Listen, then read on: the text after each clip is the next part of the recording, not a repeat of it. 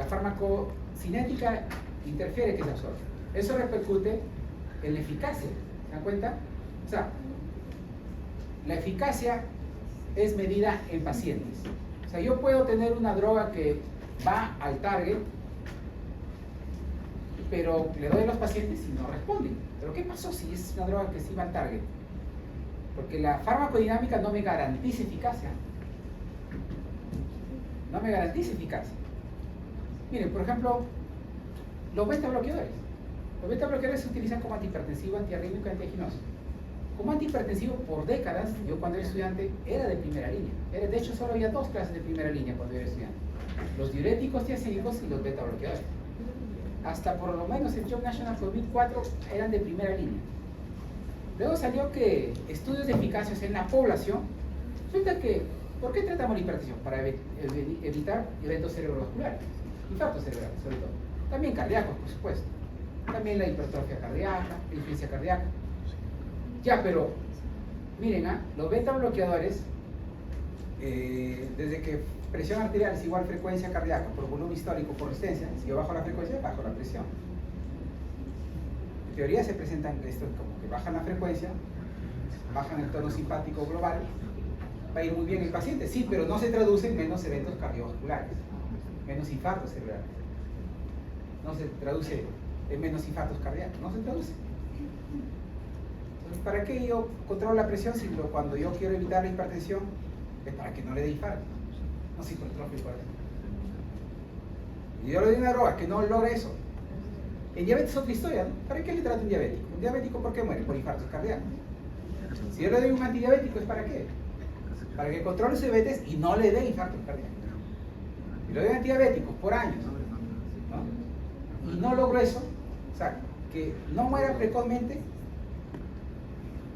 viva más años y no tenga discapacidad. ¿Cuál es el más eficaz? Farmacodinámicamente, ¿cuál es el antidiabético más eficaz? ¿Cuál creen ustedes? La insulina, pues. La insulina baja la glicemia, pero hasta la hipoglicemia hasta puede matar por hipoglicemia, ¿no?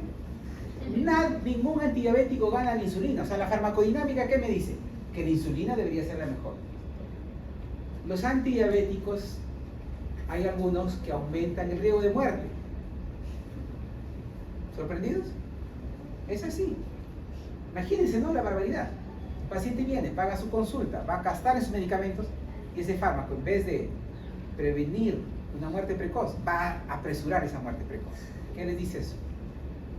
¿Y saben cuál antibiótico causa más eso? Adivinen. La insulina.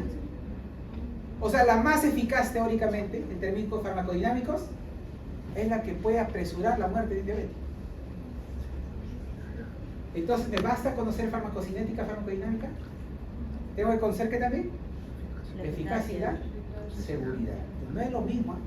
Porque me dijeron, no, pero farmacodinámica pues da el efecto de farmacodinámica, teóricamente la insulina debería ser mejor.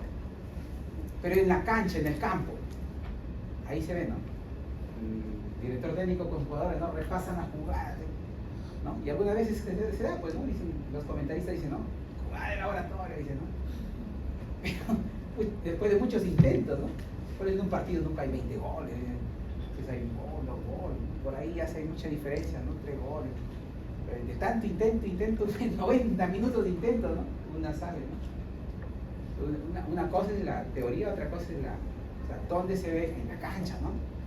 Yo trato a 100 pacientes, ¿cuánto mejora? Ahí viene el problema. De todos los que doy, y son famosos, ¿no? El estudio ACOR, ¿no? Compararon, ¿no? Okay. El problema es la glicemia alta, terapia intensiva con insulina en un grupo, al otro, bueno, tratamiento estándar con orales, ¿no? Más morían en los que recibían insulina que los que recibían orales. O sea, la cura era peor que la enfermedad. Claro, por eso ahora salen pues antivacunas, ¿no? Dice, ¿no? Más han matado las vacunas que el COVID. ¿No? ¿Qué dicen? ¿Cierto eso o no? A ver, levanten la mano que es antivacuna. ¿Tú eres antivacuna? ¿Puedes levantar la mano? Ah, está espantando algo. Bueno, son antivacunas no deberían estar estudiando medicina.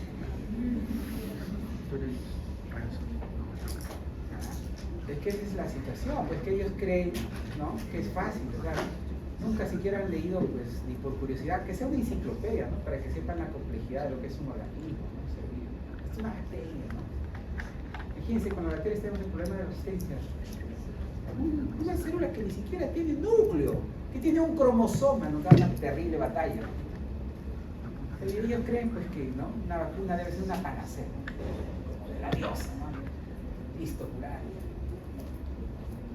¿Qué es así? O sea, no somos adivinos, somos científicos. La experiencia empírica nos demuestra si funciona o no funciona. Es imposible que salga una vacuna que solo cause víctimas. Si llegamos a ese nivel, pues, o sea, todos estaríamos felices, ¿no?, viviendo en un paraíso. No habría enfermedad si ya estuviéramos en ese nivel. Son gente que al parecer ni siquiera aprovechó su kinder, su primaria, su secundaria, ¿no? Obviamente, o sea, no tienen ni idea de la complejidad que es el organismo. Una sola célula es extremadamente compleja, ¿no? Por ejemplo, en mi tiempo pensábamos que los filamentos intermedios eran solo de estructura, morfología, protección de la célula. Ahora resulta que son las verdaderas máquinas regulatorias del funcionamiento celular. El cáncer no solo se explica en activación de oncogenes, en estimulación de receptores, se explica también cómo invade un tumor a otros tejidos. Modifica la microestructura celular. No solo tiene que ver con enzimas, con moléculas regulatorias, tiene que ver con la estructura de la célula. Eso no se sabía. Los mecanos no se sabía. Una sola célula, miren la complejidad que es, mucho más un multisistema, pues, ¿no?, que es el organismo. Bueno, entonces creo que queda claro, ¿no?, que no es igual farmacodinámica que eficacia. O sea, teóricamente puede pintar, pero en la cancha se ve. Ahora, ¿por qué la insulina apresura la muerte? Porque al ser más eficaz es su talón de Aquiles también, porque se va al otro extremo. O sea, la hiperglicemia mata, sí, pero en años, ¿no? Complicaciones crónicas, vasculares y microvasculares. Pero la hipoglicemia te mata en segundos, ¿no? Te inyecto de listo. Instantáneamente. Pues ahí viene el problema. Es difícil también establecer la dosis del paciente, ¿no? El paciente de repente no comió o se desincronizó la dosis, ¿no? Tiene que estar muy bien parametrados los tiempos de alimentos, el momento. Hay insulinas que tardan en actuar y a veces lo ponen después de la comida. Ya empieza a actuar cuando ya absorbió el paciente, entonces tiene su pico. Pero como su pico máximo de la insulina lo alcanza después, justo lo alcanza cuando ya pasó el pico de glicemia de la comida. O sea, lo coge al paciente en el momento que ya no tiene glucosa en sangre, entonces le baja. De los pacientes que les está mal sincronizado el tratamiento, tienen picos de hiperglicemia y valles de hipoglicemia. O sea, los tiempos tienen que ser muy exactos, muy precisos ahí en insulinoterapia. Entonces, ahí viene el problema. La insulina, pues, aumenta el riesgo de muerte. Está demostrado. Ahora, no se ha resultado eso. Es más, se acumula más evidencia que sí es cierto eso. Es increíble. Entonces, 4 dimensiones, ¿ya? Son fundamentales. Implícitamente todos los grandes textos de farmacología abarcan estos 4, pero ninguno lo aborda sistemáticamente así como tal, ¿no? En cambio, en investigaciones sí, ¿no? En investigaciones ustedes encuentran, por ejemplo, hasta el semestre anterior, esta vez ya no vamos a hacer el modelo del ICH, ¿no? Vamos a hacer revisión sistemática, en formato de estudio que se va a hacer en práctica en el laboratorio. Pero, por ejemplo, el semestre anterior hacemos ICH, ¿no? Y ellos, los resultados lo dividen, eficacia y seguridad. O sea, esos 2 acápites son plenamente establecidos, son conceptos formales de la farmacología. Y obviamente tenemos la farmacocinética y la farmacodinámica, que influyen en esos 2.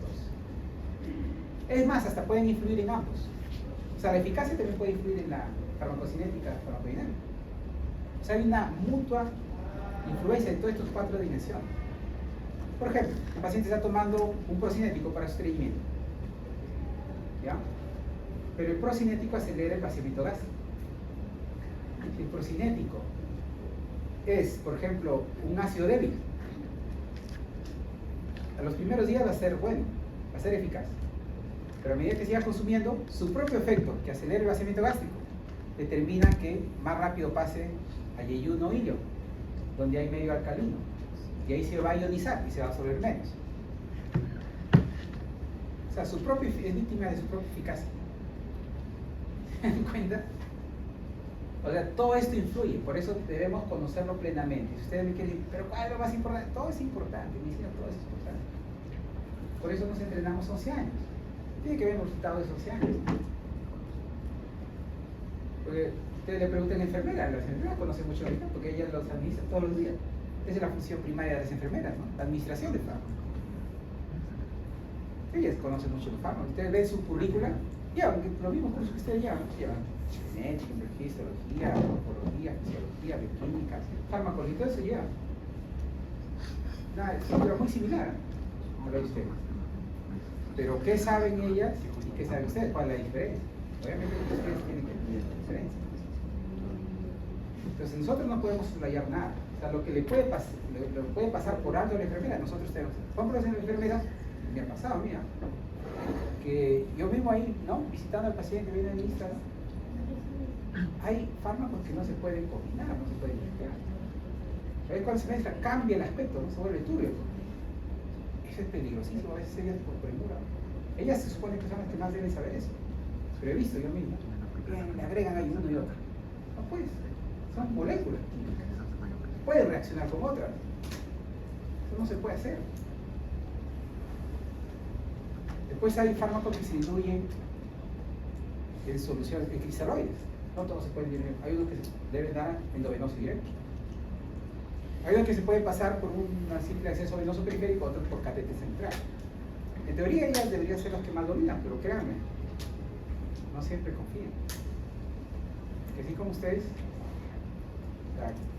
uno puede tener una preparación más avanzada, mediana, baja, ¿no?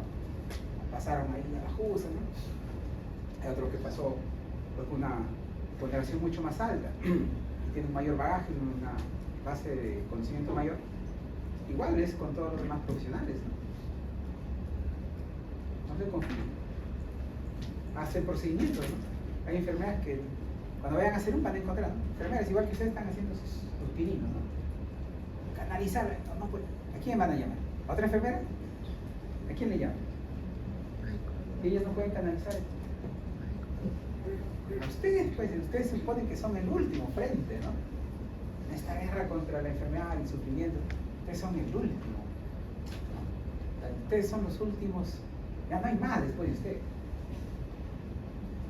Todo, por eso les digo, a veces algunos se abruman, ¿no? Pero en realidad todo esto es plausible plenamente de entrenarse, hacerse proficiente, desarrollar una expertise y por supuesto siempre con el respeto de los principios éticos, ¿no?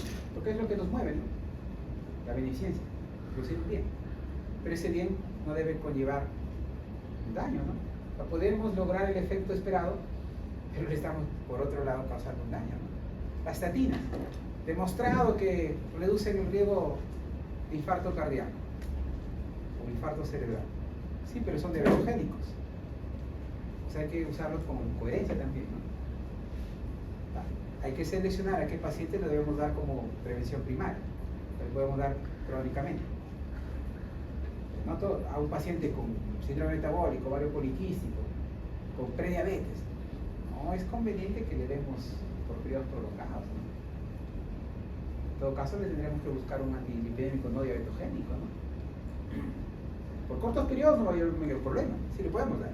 Hay muchos diabéticos que están tomando estatinas. Pero, por ejemplo, un diabético que me llega descompensada su diabetes, está volando, está con más de 300, no es conveniente dar estatina. La estatina, su beneficio no es inmediato. No es que lo tomas hoy día y hoy día te salva el infarto, ¿no? Necesitas tomarlo años para que te prevenga el infarto. ¿Se dan cuenta? Entonces, ojo, las 4 dimensiones son igual de importantes.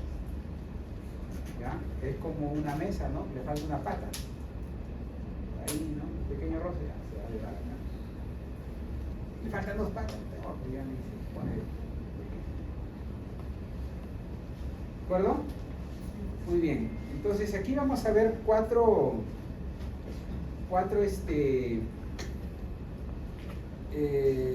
dimensiones, y a su vez cada dimensión tiene su acápite, ¿no? Aquí la farmacocinética, por ejemplo, abarca 4 mecanismos farmacocinéticos, ¿ya? Absorción, distribución, metabolismo, excreción. Cada uno de estos mecanismos a su vez son medibles por los parámetros farmacocinéticos y que se resumen en esta gráfica, ¿ya? Aquí, por ejemplo, tenemos la absorción como mecanismo farmacocinético. ¿Cómo lo medimos? Con la biodisponibilidad. Tiene símbolo de F porque F de fracción. Fracción, ustedes saben, podemos ir 0.8, es una fracción. Pero también podemos ir 80%, lo mismo, ¿no? Porque 83 es 0.8, ¿no? Entonces, usualmente en los libros nos dan datos de porcentaje.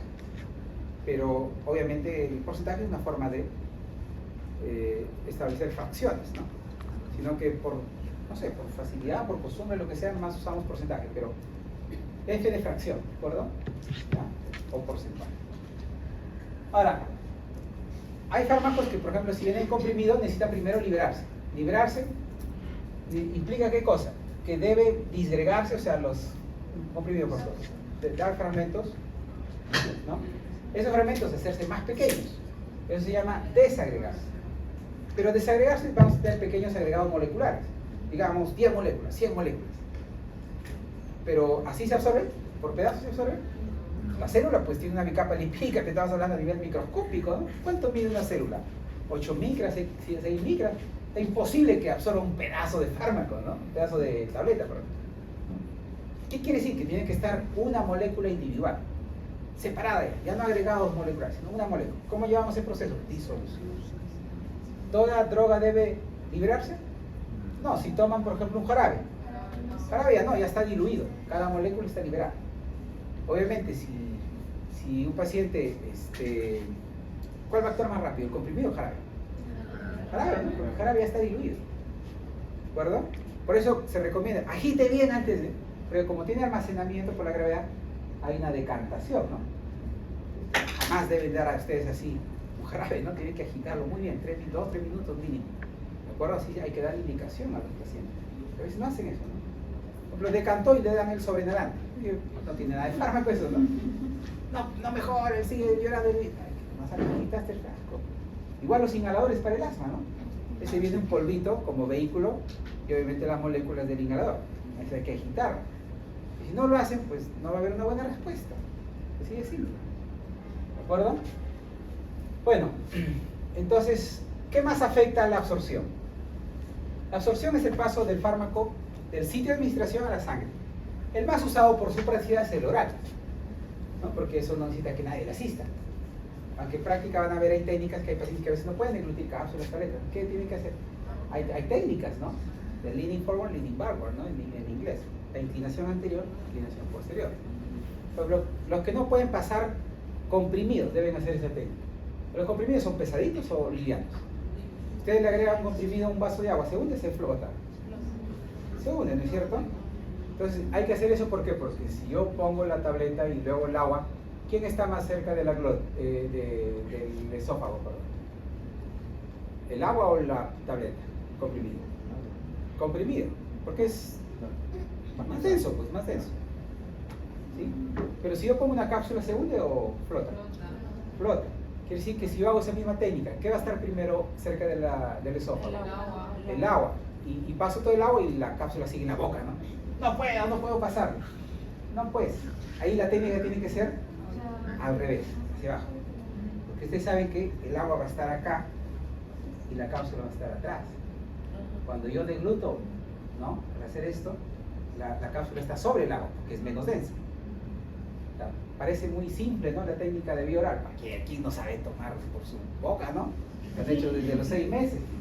Pero hay gente que no. Eso, por ejemplo, lo establecieron esa técnica los alemanes, ¿no? Los alemanes. Que parece algo tan banal. ¿Quién no sabe tomar? Sí, hay gente que no. Y luego quieren partirlo. y sacan la capsulita, ¿será igual? No. No, pues, viene por una cápsula es por una razón. Y la razón está acá.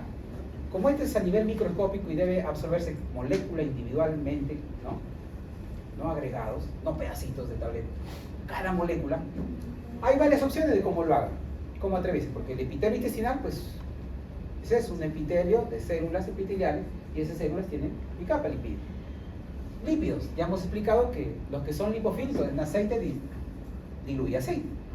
Hay algunas moléculas que son muy lipofílicas, lo pueden atravesar libremente porque son lipofílicas, les gusta, les encanta el lípido. Entonces ¿cómo se diría? Se sumergen, ¿no? Aquí es como si sumergen y ya están en el otro lado, ¿no? Pero hay otras que no son parcialmente o completamente hidrofílicas, ¿no? Parcialmente hidrofílicas lo mismo que decir parcialmente lipofílicas, obviamente. Esas necesitan transportadores. Ya los que son parcial o completamente hidrofílicas no pueden hacer esto, difusión simple, sino a través de transportadores. Un transporte facilitado. A veces también por poros, ¿no? Completos un transportador, pero es un poro. Acuaporinas. ¿Por acuaporinas qué pasará? ¿Hidrofílicos o lipofílicos? Claro, si por ahí acuaporina, agua, o sea, en agua disuelve bien los hidrofílicos, ¿no? Esos son, pues, obviamente fáciles de atravesar. ¿Ya? Ahora, las drogas, no obstante, se absorben por ambos mecanismos. ¿Ya? O sea, cuando una droga se absorbe, es la suma de lo que se absorbió directamente con lo que se absorbió de forma facilitada por poros. ¿Ya? Obviamente, los lipofílicos, ¿no?, aprovecharán más la difusión simple que los hidrofílicos, eso es obvio, ¿cierto? Pero ojo, todos tienen sumatoria, ¿de acuerdo? Ahora, esto usualmente no tiene un limitante en su velocidad, esto se absorbe más rápido, ¿ya? Por eso las drogas lipofílicas tienen una acción más rápida. Esto sí es limitante porque esto se satura, pues, ¿no? Es como si alguien me está pasando y yo, ¿no?, lo recibo, lo pago, sí, pero no tengo pues 8 manos y demás, o sea, tengo el límite de que tengo solo 2 manos, ¿no? Entonces, obviamente esto es más lento, ¿de acuerdo? Vale. Bueno, entonces, para que atraviesen, dado que es la forma más rápida, más inmediata de absorción, necesita que los fármacos así no sean lipofílicos. Y mucho más, si son lipofílicos, deben estar cargados o neutros. Si están cargados, ¿en qué disuelven mejor? ¿En agua o en aceite? Los iones. En agua, pues, porque el agua, recuerden que tiene el oxígeno que es negativo y el hidrógeno que son positivos, ¿no es cierto? Tiene esa dualidad, ese efecto anfipático, ¿no? Claro, anfipático, ¿no? Que el oxígeno va a atraer a los cationes y los hidrógenos van a atraer a los aniones. Son muy eficientes en disolver iones del agua. Entonces, pero eso es para que atraviesen por transportadores o poros, ¿no? Habíamos dicho que lo más rápido, lo más inmediato es difusión simple. Entonces, si por acá necesitan estar ionizados, por el otro que es opuesto, tiene que estar no ionizados, sin carga. Entonces, la mayoría de fármacos son o ácidos débiles o bases débiles. Y si son ácidos débiles, ¿cómo lo representamos? Con HA, ¿no? Porque ácido, recuerden, hidrógeno provee esa característica de ácido. Y los básicos, ¿cómo ven? No tiene hidrógeno. ¿De acuerdo?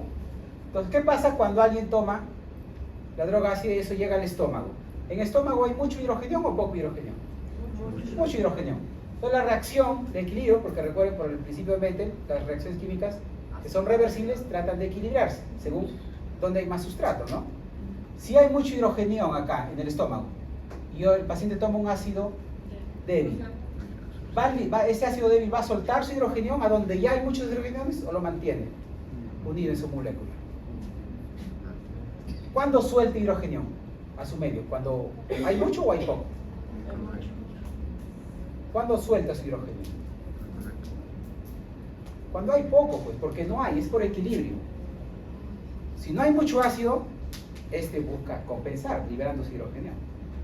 Pero si llegamos al estómago y hay mucho ácido, ¿hacia dónde se favorece la reacción? ¿Hacia la derecha o a la izquierda? Hacia la derecha, pues, porque en el estómago hay mucho ácido. ¿Para qué este va a liberar su hidrogenión si en el estómago hay mucho ácido? Entonces, al haber mucho ácido, y si hay algo de ionizado en la droga, se van a unir, ¿no? Porque el equilibrio indica que si hay mucho acá de sustrato, mucho hidrógeno, el equilibrio lo manda al otro lado, ¿no es cierto? ¿Sí o no? ¿Sí? ¿Está claro? O sea, la droga suelta su hidrógeno si es que no hay en el medio, pero si en el medio, en el estómago hay mucho ácido, no lo va a soltar, sino más bien lo atrapa, esa abundancia, aprovecha esa abundancia. Entonces, así está en su forma neutra o ionizada. Neutra, como lo ves, esto es forma ionizada, ¿no es cierto? Esto es forma neutra, esto es forma ionizada. Y así, ¿se absorbe bien o se absorbe menos? Se absorbe bien. Entonces quiere decir que una droga ácida requiere una buena exposición al ácido gástrico o menos exposición al ácido gástrico. Más exposición. Entonces, ¿cuándo hay más exposición al ácido gástrico? ¿Cuando lo consumo con alimentos o antiácidos? ¿O cuando lo consumo con estómago vacío o con jugos ácidos? No, pues si lo consumes con alimentos, el alimento agota el ácido y ya no tienes mucho ácido. La reacción, ¿dónde te dirige cuando no hay mucho ácido? Que esto se ionice, que libere. Y si tomas antiácidos, peor, pues neutralizaron el hidrógeno, ya no hay. Entonces, lamentablemente este va a liberar el hidrógeno, se va a ionizar, ionizado no se absorbe. Una droga ácida debemos consumirlo con estómago vacío o mejor con bebidas ácidas. La limonada, naranjada, toronjada, jugos ácidos. Y se absorbe más cuando el vaciamiento gástrico es lento o rápido, un ácido débil. Lento, porque si el estómago no se vacía rápido, más tiempo de exposición a un medio ácido que es el estómago.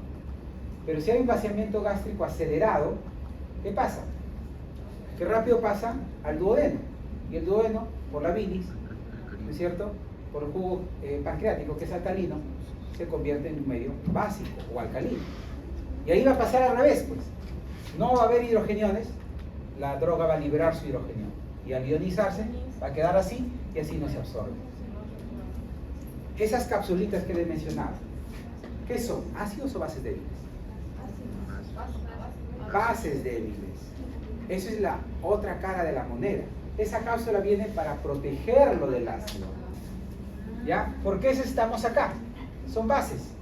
¿Qué pasa si llegan al estómago, donde hay mucho hidrógeno? ¿Hacia dónde dispara la reacción? Hacia que se ionice. Este es el fármaco no ionizado y este es el fármaco ionizado. Entonces, si esta base, que no puede deglutir, y no le enseñamos la técnica del Lini Power, o sea, la técnica de inclinarse hacia adelante, no lo va a poder pasar. Entonces, la mamá todo, ¿no? Que ahorita las mamás son muy aprensivas, ¿no? Le tratan, ya está estudiando medicina científica, ¿no? Está llevando con otros salas, ya hijito, lo sacamos, o hijita, ¿no? Y le ponen la cucharita, los granulitos, ¿no? Esta droga va a llegar al estómago, se va a encontrar con una abundancia de hidrogeniones. Va a captar eso, se va a ionizar y así no se absorbe. ¿Se dan cuenta? ¿Y estas drogas con qué se favorecen? ¿Con el vaciamiento gástrico acelerado o retardado? Acelerado. Pues, cuanto más acelerado el vaciamiento gástrico, quiere decir que poco tiempo se expone al ácido del estómago y más rápido pasa al duodeno, donde ya es un medio alcalino. La regla es sencilla, ¿ya? Se debe mantener el medio con una naturaleza igual a la que del fármaco. O sea, el ácido se absorbe mejor si está en medio ácido. La base se absorbe mejor si está en medio ácido. ¿Listo? Y ya saben ustedes que el estómago es ácido, duodeno, a partir del duodeno es alcalino. Listo, apliquen la regla y ya está. ¿De acuerdo? Pero no solo lo memoricen, ¿ah? Entiéndanlo, porque si solo memorizan, lo van a olvidar. Es fisiológico olvidar. Olvidamos para seguir aprendiendo. Yo olvido, todos olvidamos. Claro, muy bien, ¿no es cierto? Hemos mencionado el vaciamiento gástrico acelerado favorece, pero ¿y qué pasa con las comidas en los antiácidos? Aumenta su absorción. Mientras que esto reduce la absorción de los ácidos, mejoran la de los bases. A su vez, si una base lo consumo con estómago vacío o con bebidas ácidas, obviamente reduce esa absorción. Es lo opuesto. Tú aprendiste de uno y ya sabes que el otro es al revés. ¿De acuerdo? Bueno, ahora ya, se absorbió. Ustedes saben que eso se absorbe, si es por vía oral, llega al sistema portal. ¿Y la vena porta a dónde llega? Al hígado. ¿Y el hígado qué tiene? ¿Qué función tiene? Ahí está el segundo mecanismo, o el tercero, bueno, es indistinto el orden. El metabolismo o biotransformación. Metabolismo o biotransformación. ¿Cuál es la función del hígado, dijimos, cuando hay un xenobionte y una sustancia exógena extraña que el organismo lo reconoce? Es dos cosas, ¿no? De activo pasarlo a inactivo. Y de no excretable pasarlo a excretable. ¿Cómo lo hacemos excretable? Porque ¿cómo excretamos? ¿Cómo botamos o eliminamos la sustancia de nuestro cuerpo? Dos fluidos principales. La orina y las heces, ¿no es cierto? Y claro, no directamente de las heces, sino de la bilis, ¿no? Entonces, en este caso, ambos son, ¿qué cosa? Hidrosolubles, ¿no es cierto?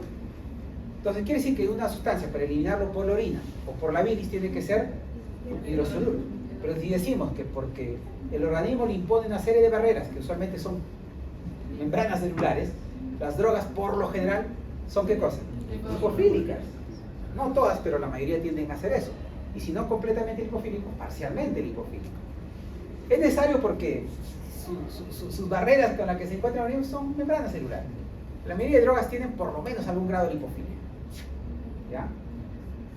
Porque es la forma más eficiente de absorber y distribuirse, ¿no?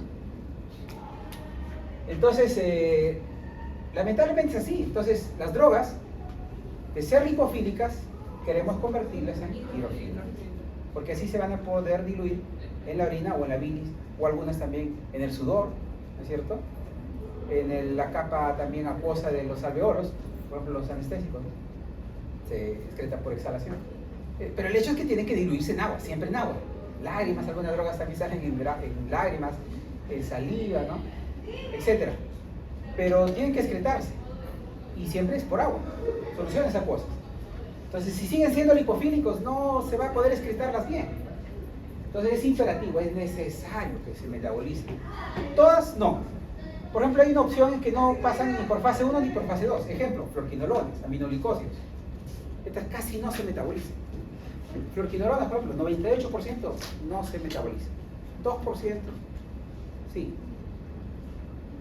Hay otras que litio, bueno, es un ion, ¿no? 0%, claro, es que es un ion. Pero lo damos para la bipolaridad, ¿no?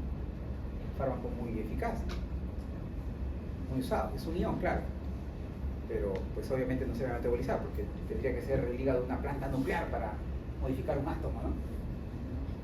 Pero en todo caso hay fármacos que se excretan sin ningún cambio, ¿no? Es un ejemplo de litio, ni fase 1 ni fase 2.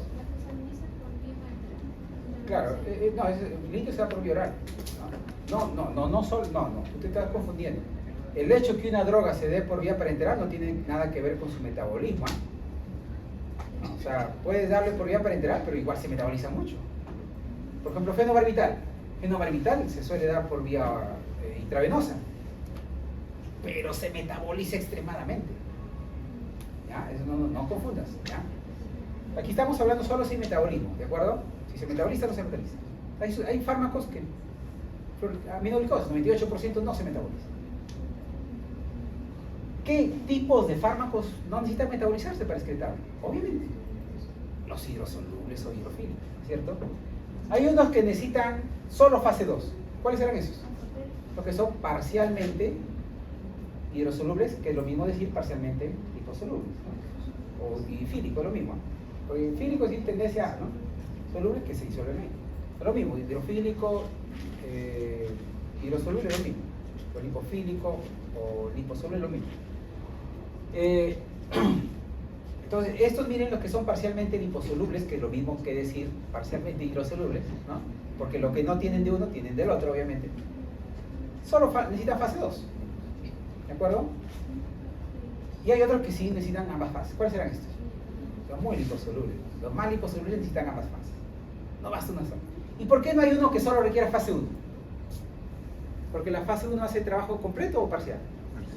¿No? Difícil que con quitarle, agregarle electrones, eso más bien ionizaría a la sustancia, pero no necesariamente lo hace hidrosoluble, ¿no? ¿De acuerdo? O sea, no existe fármacos que solo requieran fase 1 y no fase 2. Porque hemos dicho que ahí la molécula casi no cambia. Ganar, perder electrones o abrirse algunos enlaces por agregar moléculas no modifica mucho la droga.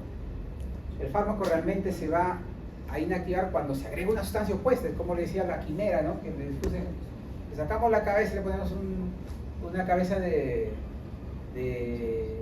toro. Bueno, ya no es humano, es un centauro ahora, ¿cierto? Bueno, entonces, no existe alguno que solo requiera fase 1. Solo estas tres prerrogativas. Si es hidrosoluble, no requiere ninguna fase. Si es parcialmente hidrosoluble, solo requiere fase 2. Y si es muy lipofílico, requiere ambas fases. ¿De acuerdo? En base a eso podemos decir que los fármacos son sustratos si es que son metabolizados. Habrá sustratos de fase 1, de fase 2 o de ambas. ¿De acuerdo? De fase 1 solamente, ya saben que no. Hay otros que no serán sustratos. Si no son sustratos, ¿me preocupa interacciones a nivel hepático? No, pues no son sustratos. Los que sí son sustratos, obviamente si doy 2 sustratos puede haber interacción. Tengo que tener cuidado. Pero el problema es que hay inductores e inhibidores. Inductores que aumentan la expresión de las enzimas que metabolizan. Por ejemplo, rifampicina. Suele inducir el metabolismo la expresión de las CYP3A4. Ustedes saben que CYP significa citocromo, ¿no? P450. 3A4 es una de las isoenzimas, ¿no? Hay 2D6, 12-9, ¿no? 12-1, etc. Hay un montón de isoenzimas, ¿no es cierto? Una de esas, la más ocupada con los fármacos, es la 3A4. Entonces la rifampicina, por ejemplo, es inductor de 3A4. O sea, hace que haya más enzima 3A4. ¿Eso qué quiere decir? Que acelera el metabolismo. Si yo estoy dando un sustrato de 3A4 y aparte le doy un inductor con la rifampicina, ¿qué riesgo hay? ¿De toxicidad o de falla terapéutica? Es decir, que haya mucho exceso de efecto o que no haya efecto. Falla terapéutica, porque el inductor de la rifampicina va a acelerar el metabolismo, ¿no es cierto?, de, por ejemplo, warfarina. Entonces el paciente va a hacer trombosis porque la warfarina le dispara anticoagular. Pero como la rifampicina está acelerando su metabolismo, eso implica que se inactiva la warfarina. Y ahora le anticoagula. ¿El paciente qué le puede pasar? Trombosis. Y si le doy ritonavir, que es al revés, un inhibidor del metabolismo, es inhibe la 3A4. Si le doy warfarina y ritonavir, la warfarina no va a ser metabolizada, se mantiene ese efecto anticoagulante. Ya va a haber un exceso de efecto del anticoagulante. ¿Qué riesgo va a haber ahí? De hemorragia intracerebral. Miren, si le doy rifampicina, como es un inductor de metabolismo, acelera el metabolismo, o sea, la inactivación, falla terapéutica. Si le estoy dando warfarina es porque tiene riesgo de trombosis. Pero como estoy acelerando el metabolismo de la warfarina, riesgo de trombosis. Al revés, si le doy ritonavir, es inhibe el metabolismo de la warfarina. Al no inactivarse la warfarina por metabolismo, se acumula y da mucho efecto, exageradamente un efecto anticoagulante, riesgo de sangrado. ¿Cierto?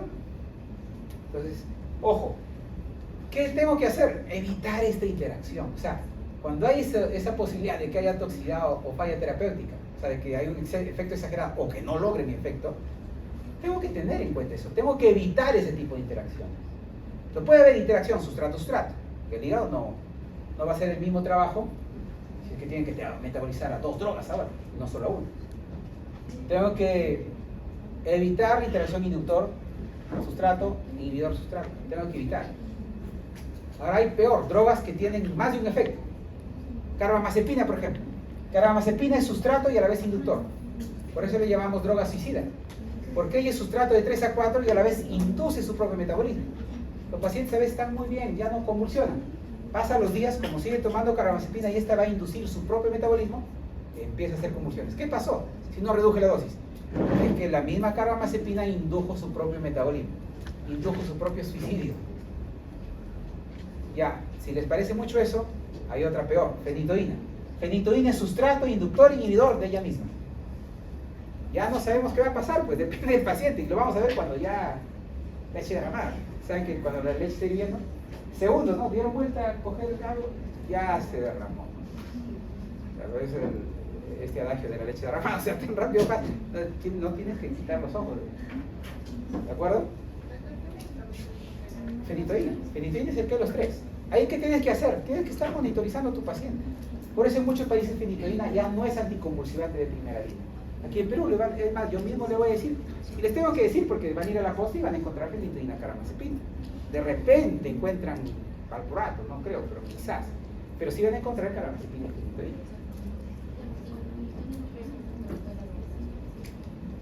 la epilepsia es a muy largo plazo, a veces de por vida. Por eso en muchos países ya no lo usan. Las guías NICE, la fenitoína te lo ponen como proscrita, o sea, no prescrita, sino proscrita, prohibida. Las guías NICE te dicen eso, y ellos ya no recomiendan, aquí lo siguen usando por barato. ¿De acuerdo? Porque ese es peor, es sustrato, es inductor, es inhibidor. No sabemos qué va a pasar. De repente en uno predomina como inductor, entonces habrá falla terapéutica. En otro paciente predomina su efecto inhibidor. Y si en otro de repente tiene estos dos, ¿qué va a pasar? Nada, ¿no? Porque se anulan estos dos, ¿no? ¿No es cierto? Vas a lograr tu efecto terapéutico, nada más. Ni exceso ni déficit. Pues se anulan los dos. Pero, en último término, no vas a saber qué va a pasar hasta que ya le vas a dar a tu paciente. Vas a tener que esperar. La farmacogenética nos podría dar indicios. Es que esto no depende de la farmacogenética, es una propiedad del fármaco.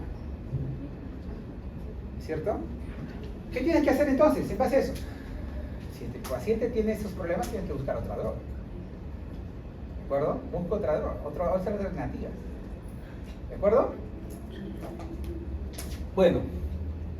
Ahora, esto sin embargo, lo que hemos repasado aplica para un fármaco. El problema es que hay profármacos, es decir, candidatos a ser fármacos.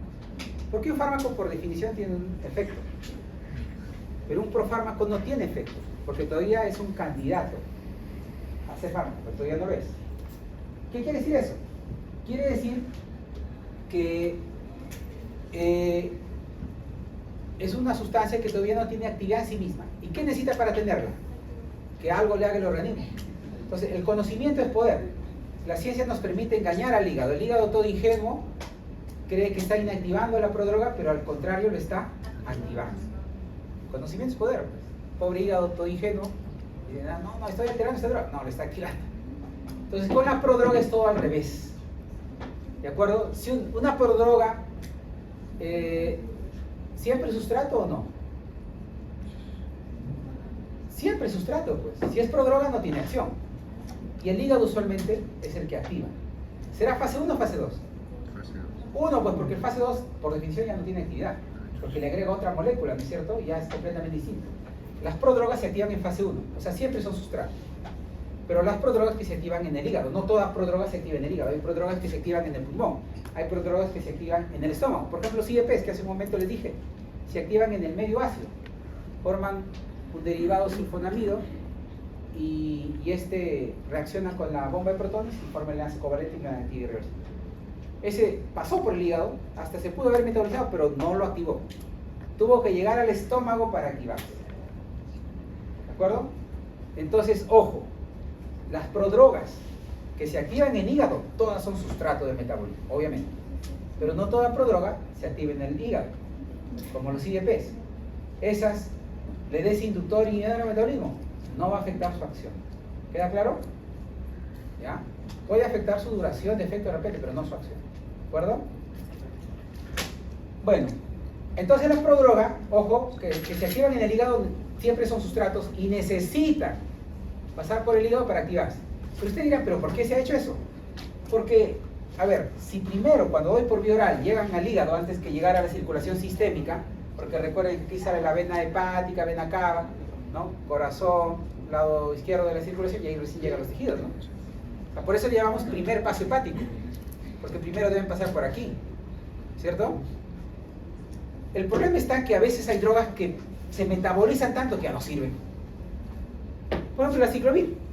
La ciclovir tiene una disponibilidad de 10 al 30%. Quiere decir que no, 70 a 90% se metabolizó. Entonces ese lo podemos usar por vía oral solo para infecciones leves por herpes. Por una meningoencefalitis no sirve darle por vía oral porque no se absorbe bien. ¿De acuerdo? Entonces han tenido que crearse prodrogas para engañar al hígado. Valaciclovir, valina, o sea, se agregó valina a la ciclovir y cuando pasa por el hígado le quitó la valina. Bien, lo inactivé. No, lo activó. ¿De acuerdo? Entonces el valaciclovir tiene una visibilidad que puede llegar a 60-80%, miren. 6, 7, 8 veces la cantidad que se absorbió de ciclovir. ¿De acuerdo? Entonces, ojo, usamos prodrogas o drogas según si afecta mucho o no el paso hepático, el primer paso hepático. Si no afecta mucho, suficiente dar drogas. o fármacos. Pero si el paso hepático afecta mucho, prefiero dar la prodroga. Porque es al pasar por el hígado, en vez de inactivarse, se va a activar. ¿Queda claro? Entonces las reglas que hemos explicado para droga o fármaco es opuesta que para prodroga o profármaco. Es opuesta. ¿De acuerdo? El inductor del metabolismo, ¿qué le hace a la prodroga? ¿Riesgo de toxicidad o falla terapéutica? Toxicidad, porque induce la activación de la prodroga. O sea, con el inductor se acelera el metabolismo, sí, pero como es una prodroga, más rápido se activa. El inhibidor, al revés. ¿Es cierto? Falla terapéutica, porque impide la activación de la prodroga. ¿Es cierto? La prodroga, reitero, se activa con el metabolismo. Si yo inhibo el metabolismo, estoy impidiendo que se active. ¿Queda claro? ¿Sí? Listo. Ahora, bueno, esto pasa cuando utilizo otros fármacos que son inductores o inhibidores. ¿Qué pasa si no utilizo otro fármaco, pero puede pasar esto mismo? Sí. Farmacogenéticamente hay pacientes que son metabolizadores lentos, metabolizadores rápidos. ¿Qué pasa en metabolizador lento con un fármaco?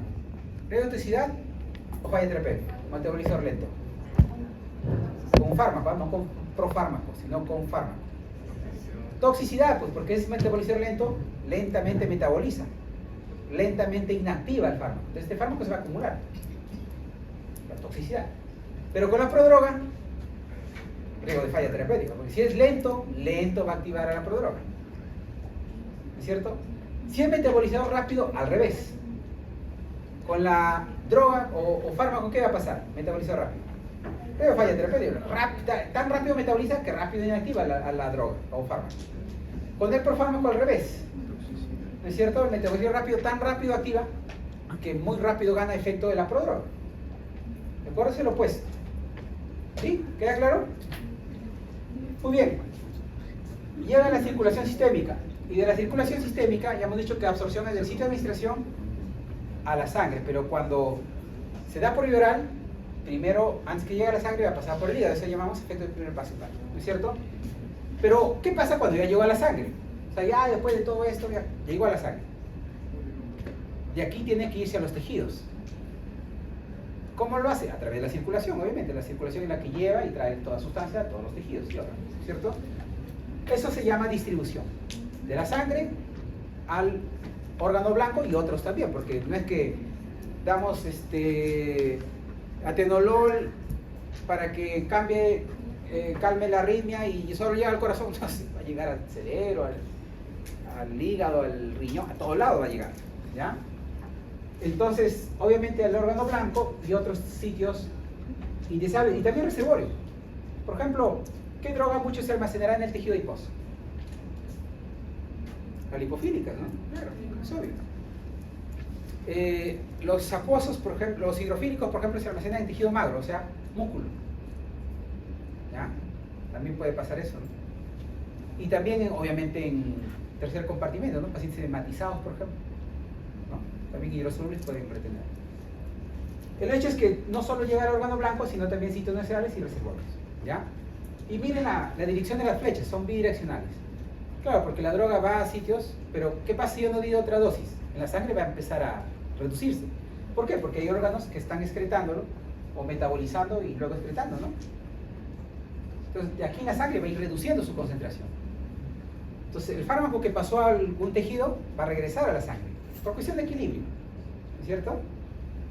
Entonces, por eso la dirección de las flechas, miren, bidireccional. Todas son bidireccionales, excepto absorción y excepto excreción. Claro, es que sale del cuerpo, ¿cómo no? ¿Cómo regresa? Igual, si yo lo ingiero, ¿cómo sale por la boca, por la vía? No. Son los únicos direccionales. El resto, como ven, es dinámico. Es en ambas direcciones. ¿De acuerdo? Entonces, aquí yo hablo de distribución como volumen de distribución. ¿Qué es el volumen de distribución? Es la cantidad de agua que yo necesito disolver, la dosis, para dar una concentración igual a la sangre. Por ejemplo, paracetamol, 8 microgramos en sangre. ¿Qué quiere decir? Que 8 microgramos debe ser igual a, si le di 500 miligramos, ¿en cuánto de agua debo dividirlo esos 500 miligramos para que me dé 8 microgramos por mililitro? Y ahí sale el volumen de distribución, ¿de acuerdo? Sale 150 por mililitro, no sé.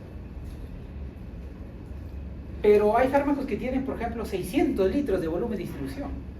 Digoxina. ¿Habrá alguna persona que tiene 600 litros? No, ¿no es cierto? Nosotros somos 60% agua. Si alguien pesa 100 kilos, ¿cuánto tiene de agua? 60 litros, ¿no? Ya, vamos a poner a alguien con obesidad mórbida, 200 kilos, ¿no? Por ahí el récord creo que estaba en 320, por ahí, ¿no? Ya, saquémoslo, 320, ¿cuánto es el 60%? 180 litros, ¿no? O sea, ¿quién va a llegar a 600 litros? Nadie. ¿Pero por qué se habla de 600 litros? ¿Quiere decir que es un valor real, fisiológico? No, es un valor teórico. ¿De acuerdo? ¿Cuáles son los fármacos que más volumen de distribución tienen? Los que tienen más o menos concentración en sangre. Más. Porque, miren, concentración en sangre es igual a la dosis administrada entre el volumen de distribución. Entonces, si el volumen de distribución es muy grande, ¿cómo se hace la fracción? ¿Más pequeña o más grande? Más pequeña, pues, porque yo divido 1 entre 1, 1. 1 entre 2, 0.5. 1 entre 4, 0.25. 1 entre 8, 0.25. 1 entre 16, 0.125. O sea, cuanto más sea grande el denominador, en este caso el volumen de distribución, la fracción te da más pequeñita, pues. ¿No es cierto? O sea, la concentración en sangre es más pequeña si es que el volumen de distribución es más grande. Pero si no está en la sangre, ¿a dónde se fue el fármaco? A los tejidos. Quiere decir que cuanto más grande sea el volumen de distribución, es porque salió más a los tejidos, por eso quedó poquito en la sangre. ¿Ya? La dioxina tiene un gran volumen de distribución, ¿por qué? Porque se distribuye mucho, casi no queda en la sangre. ¿De acuerdo? ¿Cuáles serán aquellos que se distribuyen mejor? ¿Los lipofílicos y los solubles?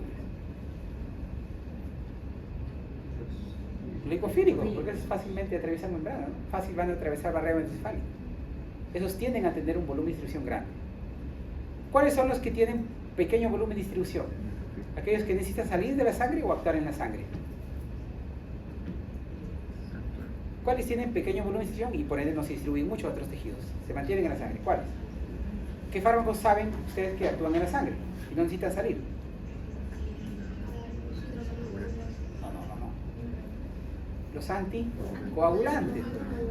¿Qué necesito anticoagular? La sangre, pues. Esos tienen un pequeño volumen de distribución porque yo no quiero que salga a otros tejidos, quiero que actúe en la sangre. ¿De acuerdo? Hablando de órganos o sistemas como target, ¿qué fármacos son los que más volumen de distribución tienen? Los psicotrópicos. Porque eso tiene que llegar ¿a dónde? Al cerebro. ¿Y es fácil llegar al cerebro? ¿Quién está impidiendo que llegue ahí? La barrera encefálica. ¿No es cierto? La barrera encefálica formada por el endotelio, ¿no? Los pericitos, los astrocitos, la célula abierta, y recién llega, después de pasar toda esa barrera, las neuronas, ¿no? ¿Puede repetir qué era el volumen de distribución? Cantidad de agua que necesito diluir la dosis administrada para que te dé una concentración igual a la sangre. Esto está más adelante, ¿eh? Está en el resto de diapositivas. Bueno, entonces ya saben que el volumen de distribución nos da una idea que tanto se distribuye. Es simple la regla acá. Cuanto más volumen, más se distribuye. Y como se distribuye significa salir de la sangre y ir a otros tejidos, ¿cómo queda la concentración de sangre? Más pequeña, ¿cierto? Excreción. En excreción, ya saben que el principal órgano excretor es el riñón, pero también lo hace el hígado por la bilis, también el sudor, las lágrimas, ¿no? Leche materna, etc. Pero el principal de lejos es el riñón. Ahora, hay dos mecanismos, y eso ya lo han visto en fisiología, como el riñón excreta. ¿Cómo lo hace? Dos. ¿Cómo se llama esto? Glomérulo, ¿cierto? ¿Qué pasa? ¿Qué es el glomérulo? Un ovillo de vasos. ¿Y ahí qué pasa? ¿A dónde pasa? A la cápsula lobómena. ¿Cómo lo hace? ¿Cómo se llama ese proceso? Filtración. Ese es un mecanismo. Luego ese filtrado pasa por todos los túbulos contorneados, ¿no? Segeles, ¿no? Proximal, la segeles distal. Todo ese paso, obviamente, a su vez, permite absorber y secretar también. Obviamente, absorber ayuda a excretar o a... No, o sea, el absorber es al opuesto. Obviamente, el otro mecanismo que queda para secretar, ¿cuál es? Secreción. Es simplemente recordar fisiología. Entonces, solo son dos mecanismos: filtración y secreción. Punto. ¿De acuerdo? Ahora, por ende, depende de qué tanta sangre llega al riñón, ¿no es cierto? Si llega más sangre, más se excreta. Si llega menos sangre, se excreta menos, obviamente. Pero a ver, la vida media, dijimos que es la concentración en sangre, el tiempo, perdón, que la concentración en sangre se reduce a la mitad. Si hablando de 8 microgramos, en 2 a 6 horas se reduce ¿a cuánto? A 4. Otra vida media, ¿cuánto se reduce? A 2. Otra vida media, a 1. Otra vida media, 0.5. Hasta ahí a 4 vidas medias casi se excretó más del 90%, ¿no es cierto? O sea, tras 4 vidas medias ya casi desaparece. Pero ustedes saben que cuando yo doy dando dosis hasta lograr una concentración en sangre estable, si en 4 vidas medias se elimina casi todo, ¿en cuántas vidas medias la pérdida va a equiparar al ingreso? Si en 4 elimino casi todo, ¿en cuánto yo logro equiparar los ingresos con los egresos para decir la concentración no varía, se mantiene estable? 4 también pues. 4, o sea, yo doy 4 dosis repetidas y se van a alcanzar niveles estables. Si yo dejo de darle, en 4 vidas medias se elimina todo. ¿Por qué? Porque miren, doy la primera dosis y claro, parte ya se elimina. Se alcanzó un máximo y se elimina. Si doy otra dosis, no se terminó de eliminar todo, aumenta un poquito. Otra dosis y así, ¿no? En 4 vidas medias voy a equiparar a lo que se pierde, porque el hecho de repetir dosis no quiere decir que lo que di al inicio ya se sigue eliminando, eso no se detiene. Pero aproximadamente tras 4 vidas medias equiparo ingresos con egresos. Entonces ya la concentración en sangre no varía. ¿De acuerdo? A su vez, cuando dejo de dar dosis, en 4 vidas medias se va todo. O casi todo más. Casi todo. ¿De acuerdo? Y obviamente, ¿cada cuánto tiempo he estado repitiendo una dosis y otra dosis? Tras una vida media, pues no estamos contando vidas medias. No dijimos en el ejemplo que eso nos orienta con la frecuencia de administración. Ya, pero no se olviden que no siempre pasa así, ya hemos dado ejemplos, ojo, ¿eh? La mayoría sí, pero no siempre. Ya hemos dado los ejemplos como excepción. Bueno, entonces, miren cómo nos sirve la vida media, ¿no? O sea, no es un término técnico, o sea, lo usamos en la práctica para establecer regímenes terapéuticos, frecuencia de dosis. Y a su vez también cuándo esperar que pase todo excretado el fármaco, ¿no? El otro parámetro es el clearance o aclaramiento. El clearance o aclaramiento tiene que ver con, miren, porque uno puede decir, a ver, si yo quiero saber qué tan rápido se excreta una droga, diría, boto tantos miligramos por minuto. No, eso no se puede medir, porque tú, claro, sabes cuánta dosis has administrado y tú puedes medir la concentración en orina, pero, o sea, eso es lo que ahorita tiene la orina por unidad de volumen, pero de todo lo que tomó, cuánto botó el paciente, es imposible saberlo. ¿De acuerdo? Es imposible saberlo. Entonces no podemos medir cuánto de fármaco boto por minuto, pero sí puedo medir cuánto de volumen de sangre deja de contener el fármaco, porque yo puedo medir la concentración en orina, ¿no es cierto? Y puedo medir, según la tasa de filtración glomerular, cómo varía la concentración, y digo, tanto volumen ha dejado de contener el fármaco. Ese es el clearance o aclaramiento o depuración. Es cuánto de sangre deja de contener el fármaco por minuto. Si yo digo, este fármaco tiene unos 80 mililitros por minuto de depuración, ¿qué significa? Que cada minuto 80 mililitros de sangre ya no contiene el fármaco. O sea, es una forma indirecta de darnos una idea qué tan rápido o lento se excreta el fármaco. ¿De acuerdo? No hay ningún parámetro de excreción que nos diga cuánto fármaco boto por minuto, es imposible medirlo. Pero sí puedo medir el tiempo en el que la concentración pasa a la mitad, eso me da una idea cada cuánto debo repetir mi dosis. Y también puedo medir cuánto de sangre deja de contener el fármaco, porque puedo medir variación de concentración. ¿De acuerdo? Entonces yo digo, miren cuántos mililitros de sangre ya no tienen el fármaco. ¿De acuerdo? Eso es todo lo que es farmacocinética. El resto de lo que van a ver es más que de explicación de lo que hemos hecho. De administración lo van a ver en práctica también, ¿ya? Bueno, nos quedan 2 minutos. ¿Qué podemos hacer en 2 minutos con farmacodinámica? Por lo menos para introducirles el tema. ¿Tienen clase todavía? Aunque no sea. Doctor,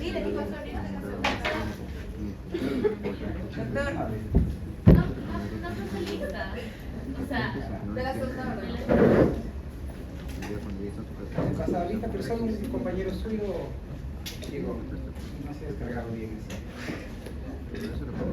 Ya, en la primera La sesión es así porque muchos escuchamos el curso, ¿ves? Por eso te digo, no me gusta explicar el curso.